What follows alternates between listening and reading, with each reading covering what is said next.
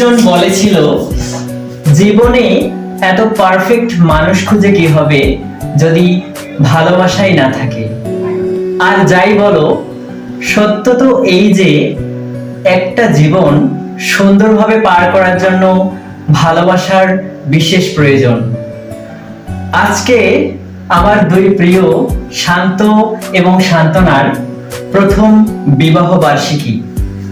আজকের এই মুহূর্তে আমি ঈশ্বরের কাছে এই প্রার্থনাই করছি যে তোমাদের ভালোবাসার বন্ধন যেন আরো দৃঢ় হয়, তোমাদের পথ চলা হোক আরো দীর্ঘ এবং আনন্দময়।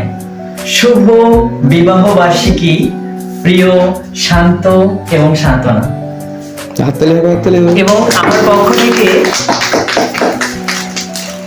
দুজনকেই জানাচ্ছি শুভকামনা এবং ফুলেল শুভেচ্ছা। অনেক অনেক ধন্যবাদ প্রিয় বন্ধু স্বপনকে এত সুন্দর করে আমাদেরকে শুভেচ্ছা জানানোর জন্য।